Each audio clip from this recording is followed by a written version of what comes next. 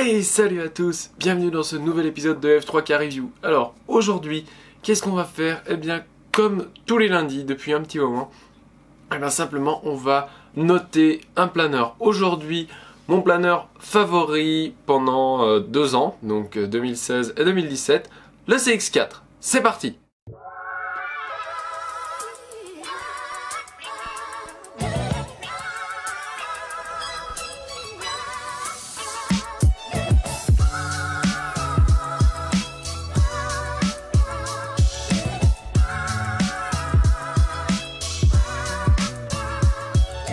Alors, le CX4, bah effectivement, ça a été mon planeur favori pendant 2 ans. En 2016, quand je l'ai eu, tout de suite, j'ai commencé à gagner des concours, chose que je faisais pas avant, du tout. J'ai gagné directement Vercelli, ensuite j'ai fait beaucoup de première, deuxième, troisième place sur tous les concours. Je suis quasiment jamais descendu du podium. Et ça, je l'avais jamais fait avant. Et c'est grâce aussi à ce planeur que j'ai été champion de France en 2016. En 2017, tout le début de saison, je l'ai fait en CX4 et en Vibe 2. Donc là, franchement, j'étais content du Vibe 2 pour le petit temps parce que c'est le moment où le CX4 pêchait un petit peu, même si j'arrivais à peu près à me débrouiller à certains moments. Mais bref, le Vibe 2 m'a bien aidé pour le pétole, mais sinon tout le reste du temps, j'utilisais le CX4. Pour le championnat du monde, j'ai utilisé majoritairement le Vibe 2 Strong parce qu'avant j'avais que des Vibe 2 standards et c'était un peu trop léger. Le Vibe 2 Strong me permettait vraiment de me balader. Mais bref, aujourd'hui on est là pour parler du CX4 et plus particulièrement pour le noter. Et donc, la première note comme toujours c'est le lancer. Alors le lancer, le CX4 n'est pas exceptionnel, mais il n'est pas mauvais du tout parce que faut bien se souvenir que le CX4 a une surface d'aile de 22 décimètres carrés. Donc c'est une surface d'aile qui est énorme, hein. Aujourd'hui, on n'a aucun planeur du marché qui a autant de surface que ça, si ce n'est le Arctus. Donc plus vous avez de surface d'aile, plus le planeur est lourd d'origine, plus donc il est difficile à lancer, mais aussi moins il monte haut. Donc le CX4 au lancer prend la note de 8, parce que voilà, il montait bien, mais il monte pas extrêmement haut. Comparé au Flitz qui par exemple a 9,5, parce que voilà, il est extrêmement bon, même si le feeling du CX4 en général reste assez bon au lancer, il n'est pas exceptionnel. Il est bon, voilà, donc 8. Le poids, donc ça forcément tout de suite, avec la grosse surface, ça prend tout de suite une pénalité, parce que ce dont on parle sur cette chaîne, c'est pas le poids par rapport à la surface, c'est le poids total, celui qu'on va sentir au lancer, d'accord? Donc le CX4 prend une note de 6,5, et c'est vraiment ça qui va le plomber. Moi, ça m'a pas énormément gêné jusqu'à ce qu'il y ait du gros vent en général. Et là où il fallait voler à 360, 370 grammes, voire plus, jusqu'à 400 grammes. Là, moi, je suis handicapé pour lancer des planeurs lourds. Donc, parce que ouais, moi, je pèse rien. Donc, si le planeur vient à trop tirer sur mon corps, c'est plus lui qui m'emmène qu'autre chose.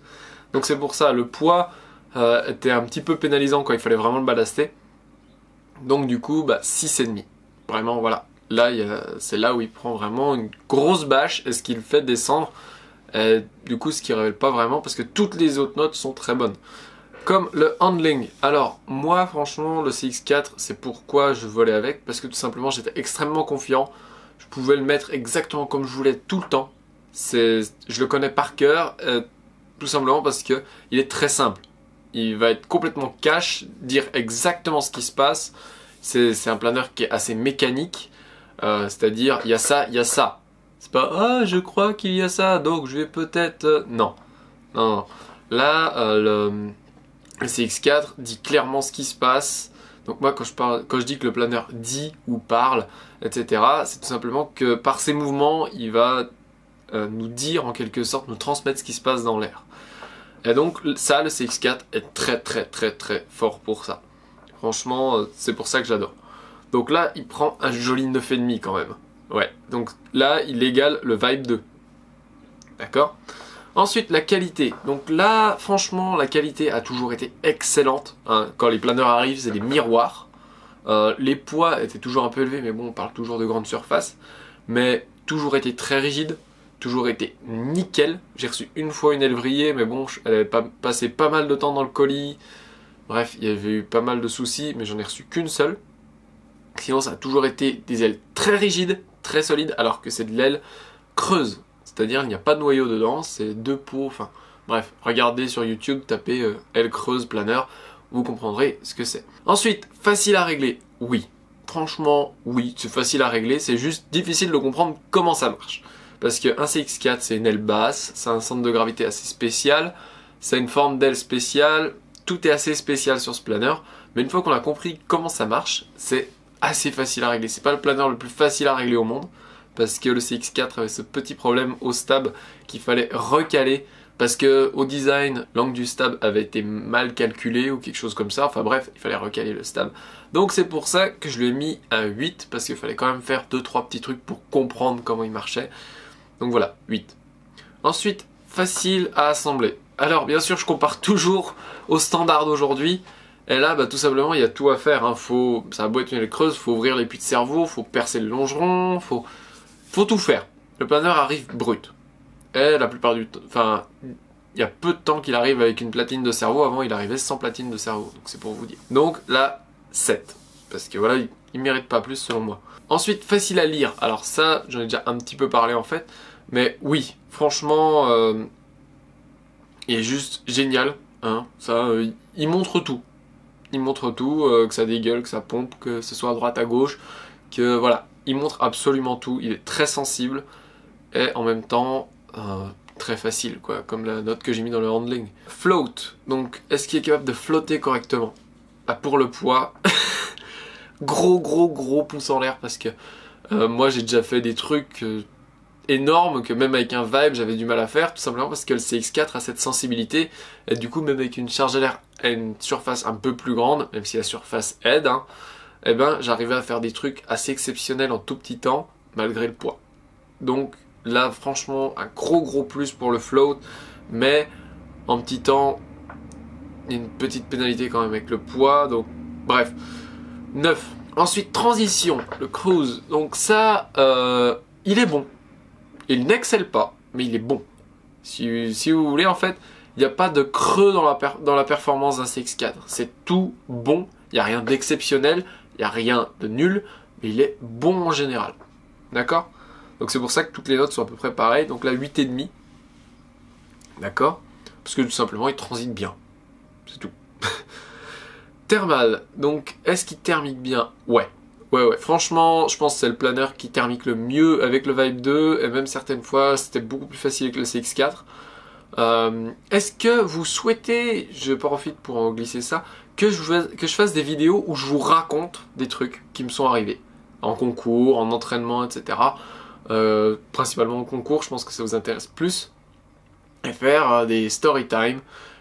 Il m'est arrivé ça, j'ai fait ça, etc. Est-ce que ça vous intéresse? Si ça vous intéresse pas, j'en fais pas. Mais voilà, j'en ferai certainement une dans la semaine. On verra si ça marche ou pas. Voilà, petite intro. Et ensuite, donc forcément, inverse du thermique, la dégueulante, ça, bah, comme le reste, il était bon. C'est-à-dire, il signalait bien, et bah, suffisait de bien l'accélérer, on en sortait, youpi. Voilà, il n'y a rien à dire de plus. C'est un planeur qui est très simple, très moyen, mais toujours très bon. Donc, 9. Donc à peine en dessous d'un Flitz, mais au-dessus d'un Vibe 2 et d'un NXT.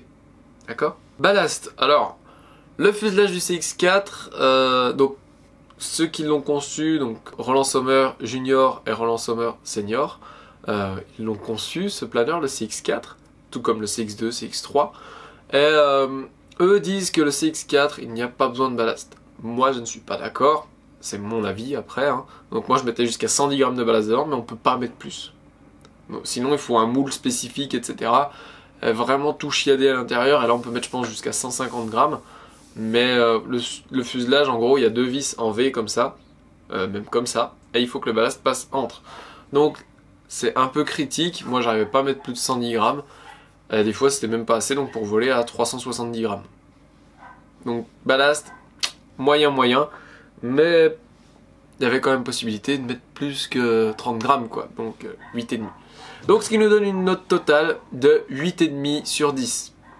Et vraiment ce qui plombe le truc, c'est juste le poids. Et est-ce que c'est facile à construire? Donc des choses qui en soi, une fois en vol, bah ça change rien du tout comparé à un planeur standard. Donc vous enlevez ces deux notes là qui sont vraiment les pires. Sinon c'est que du 8,5 ou du 9,5.